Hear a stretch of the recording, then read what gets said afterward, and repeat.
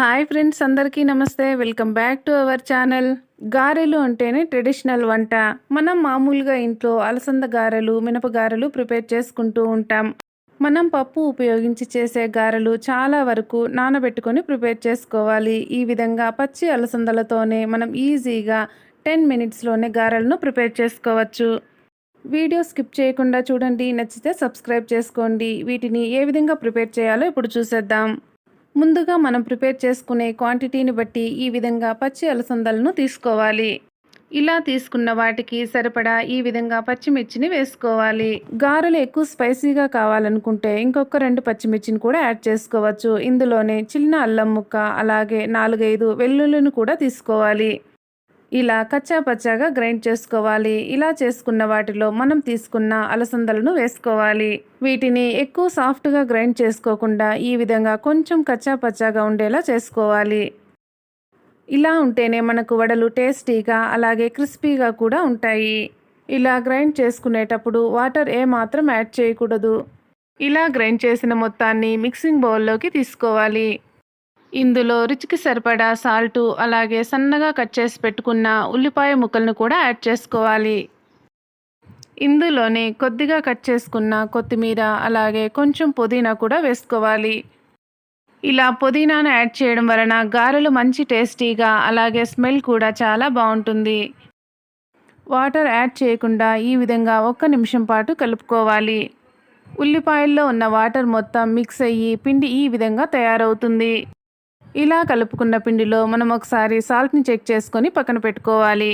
గారెలకు కాంబినేషన్గా ఇప్పుడు కారం ప్రిపేర్ చేసుకుందాం. ఇలా ఒక మిక్సింగ్ బౌల్లో ఉల్లిపాయలను తీసుకోవాలి. ఉల్లిపాయలు ఏ క్వాంటిటీలో తీసుకుంటామో అందులో సగం టమోటా ముక్కల్ని కూడా తీసుకోవాలి. ఇందులోనే మన టేస్ట్కి తగినట్లు ఎండుమిర్చి, అలాగే సాల్ట్ను కూడా వేసుకోవాలి. చివరిగా ఇందులో కొంచెం జీలకర్ర కూడా యాడ్ చేసుకొని ఈ విధంగా గ్రైండ్ చేసుకోవాలి. చూసారుగా, ఇక్కడ చూపించిన విధంగా గ్రైండ్ చేసుకోవాలి. ఈ కారానికి పోపు వేసుకోవడానికి ఈ విధంగా ప్యాన్లో 2 టేబుల్ స్పూన్ వరకు ఆయిల్ వేసుకోవాలి. ఇందులోనే ఆయిల్ హీట్ అయిన తర్వాత కొద్దిగా ఆవాలు కూడా వేసుకొని చిటపటలాడిన తర్వాత మనం గ్రైండ్ చేసుకున్న కారం కూడా వేసుకోవాలి. చివరిగా ఇందులో కొద్దిగా కరివేపాకును కూడా యాడ్ చేసుకొని ఈ విధంగా వేయించుకోవాలి. ఇందులో ఒకసారి సాల్ట్ చెక్ చేసుకొని ఈ విధంగా ఆయిల్ సపరేట్ అయ్యేంత వరకు 2 మినిట్స్ పాటు వేయించుకోవాలి. ఈ కన్సిస్టెన్సీలో ఉన్నప్పుడు స్టవ్ ఆఫ్ చేసుకోవాలి. ఇలా మరొక ప్యాన్లో డీప్ ఫ్రైకి సరిపడా ఆయిల్ తీసుకొని మనం గారెలు ప్రిపేర్ చేయడానికి ఈ విధంగా కవర్ని తీసుకోవాలి. కవరు బదులుగా చిన్న నాప్కిన్ అయినా వాడుకోవచ్చు. ఈ విధంగా ఏ సైజులో కావాలనుకుంటే ఆ సైజులో మనం గారెలను ఈ విధంగా స్ప్రెడ్ చేసుకోవాలి. ఇలా మధ్యలో హోల్ పెట్టి ఫ్రై చేసుకోవడం వలన మనకు క్రిస్పీగా అలాగే లోపల కూడా బాగా ఫ్రై అవుతాయి. ఆయిల్ ఎక్కువ హీట్ కాకుండా మీడియం హీట్లోనే ఉండాలి. ఈ విధంగా మనం ప్రిపేర్ చేసుకున్న గారెల్ని ఆయిల్లో వేసుకోవాలి. ప్యాన్కు సరిపడా ఈ విధంగా గారెలు వేసుకున్న తర్వాత వెంటనే కదపకుండా లైట్గా కలర్ చేంజ్ అయిన తర్వాత ఈ విధంగా నెమ్మదిగా టర్న్ చేసుకోవాలి. మీడియం ఫ్లేమ్లో గారెలను ఫ్రై చేసుకుంటూ ఈ విధంగా కలర్ వచ్చిన తర్వాత ఎక్సెస్ ఆయిల్ అంతా వంపేసి మనం ప్లేట్లోకి తీసుకోవాలి.